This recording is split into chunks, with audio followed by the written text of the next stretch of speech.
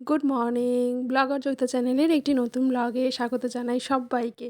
কেমন আছেন সবাই? আশা করছি সবাই ভালো আছেন। আমরাও বেশ ভালোই আছি। তবে গরম কিন্তু ভীষণভাবে পড়েছে। এত গরমে ভালো থাকাটা সত্যিই খুব টাফ। সবার মুখে একই কথা, তাই কি না বলুন? আর এই যে সকালবেলা আমি কেন বলুন তো এরকম রেডি সেডি হচ্ছি?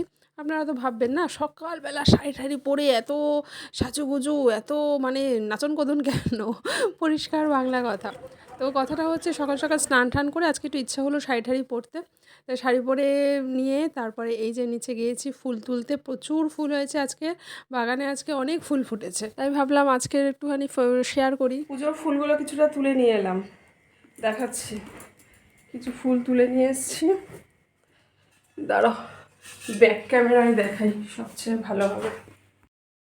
এই দেখো, এই আমার ফুলের সাজি।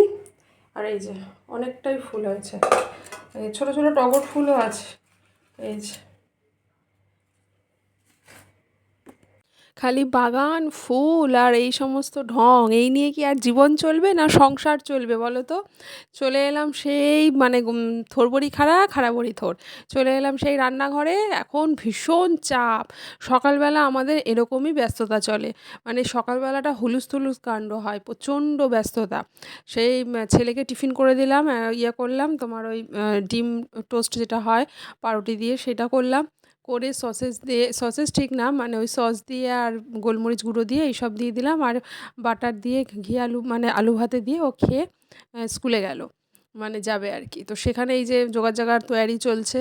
আর জুতোর ফিতে আটকানো ওকে শেখানো হচ্ছিলো, আগের ভিডিও তো বলেছি। তো ওই শিখবে শিখবে শিখবে করে শেখা আর হচ্ছে না।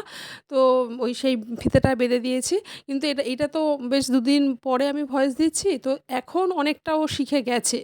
তো ওই মুহূর্তটা ও একদমই পারত না। তো কোনোদিন ওর বাবা আটকে দিত, কোনোদিন আমি আটকে দিতাম। তো এইভাবে চলতো। এবারে এখন মোটামুটি তাও একটু শিখেছে। ব্যাপারটা কি হয়, একটু যদি কোনো যে কাজটা আমরা পারি না সেটা যদি আমরা একটুখানি মন দিয়ে করি, মানে বারবার করে প্র্যাকটিস করি সেটা, তাহলে কিন্তু অটোমেটিক সেটা হয়ে যায়। কিন্তু সেই ধৈর্য, সেই সময়টা উনি দেবেন না, ওনার হয় না। তো ওই বলে, বলে, বলে, বলে করাতে হয়। আর এখন তো ঘরে, ঘরে একটা, একটা করে বাচ্চা, বেশি আলালের দুলাল, ওই কিছু বলা যায় না, বলতে গেলেই রাগ। তো এই অবস্থা হয়েছে। আগেকার দিনে ৩-৪টে করে থাকতো, ভাই নে তুই যে যার মতন যে যার মতন বড় হ। নিজের শেখা নিজেকে শিখতে হবে, নিজেরটা ভালোটা নিজেকে বুঝতে হবে। কিন্তু এখনকার দিনে তো তা হয় না। আর ওই যে ও চলে গেল, চলে যাওয়ার সময় একটু টাটা দেবেই ওকে, মানে আমাকে গেটের সামনে দাঁড়িয়ে থাকতে হবে, এটা বাচ্চাদের হয় স্বাভাবিক।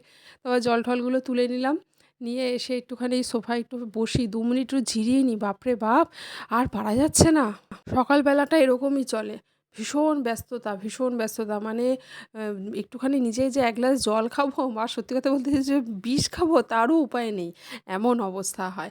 যাই হোক একটু বসে নিই, তারপর বাকি কাজ করছি। ছেলে তো স্কুলে চলে গেল, আর বাবা নিয়ে চলে গেল, আর কিছু বাজার ঘাট আছে সেগুলো বলে দেবো, এখন করতে হবে। আর সকালবেলা মানে এত হুলুস থুলুস কাণ্ড, সে আর কি বলবো, আসলে তো দেখতেই পেলে, মানে একটুখানি জিরাবার সময় নেই, এমন অবস্থা। আর তার মধ্যে আজকে সকাল থেকে প্রচণ্ড রোদ দিয়েছে, ভীষণভাবে গরম।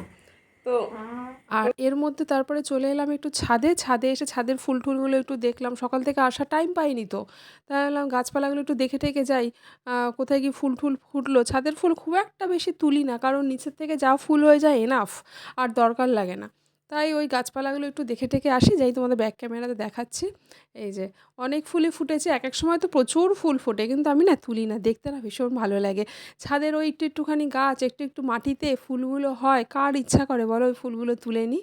তো আমি বললাম না থাক, ওরা ওদের মতন করেই থাকুক। আর এদিকে এই লাউ ফুল এই মাছটা রান্না করে নিয়েছি, আর তার সাথে ডাল করেছি, আর তার সাথে ভেন্ডি ভাজা। এই আজকে রান্না গো। এই গরমের মধ্যে না কিছু যেন খেতে ইচ্ছা করছে না, কিছুই যেন ভালো লাগছে না।